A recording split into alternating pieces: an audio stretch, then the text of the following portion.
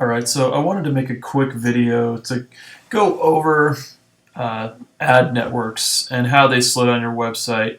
This is something that a lot of people complain about. It's something our clients have a lot of problems with, but it's something very few people understand. So I made this really fancy graphic.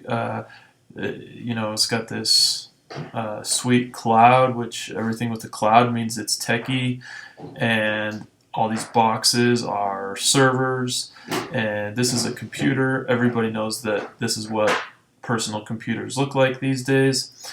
So what we are going to do is I'm just going to walk you through real quick what it looks like and how ads will slow down your site. So this is the person who reads your blog, and they're like, hey, cool, I'm on this sweet new Pentium computer and I want to read the latest recipe about chocolate chip cookies. So they say, hey, I'm going to type in your website address and I'm going to send a request to this server. This is where your website lives. And they send a request here, and your web server is like, oh, cool, well, there's a few parts of my website that you need to download before you can view my website. And they are all stored in this cloud, in the content delivery network. And your computer goes, oh, that's cool, so I'll just check out this cloud and I'll download everything from the content delivery network, which it starts to do. As your computer starts downloading everything from the content delivery network, all of a sudden your computer starts freaking out because it sees that injected in whatever is in your code is these requests to all of these other servers around the world, also known as horrible ad servers in a really terrible font. And what happens is, and this is the reason it slows your website down, you make a request here, and typically speaking, you're either going to download everything directly from this server or directly from this server. But what happens is, the more ads that you add to your site, the more times your computer has to go to all of these individual places. And we see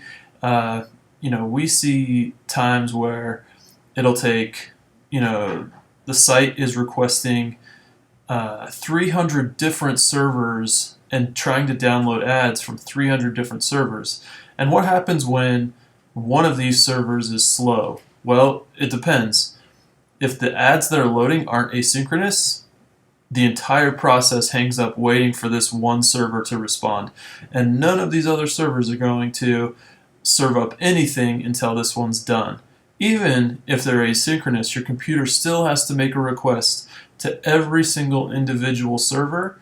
And you can see that if I take this many servers and multiply it by 80, that we're going to start to run into a lot of problems, and it's going to take a ton of time for information to go back and forth between your computer, your reader's computer, and every single one of these servers, and it just takes way too much time. And then you end up with a reader who's really not happy because all they wanted was cookies, and what they ended up with was a whole bunch of stuff from horrible ad servers that took a really long time to load.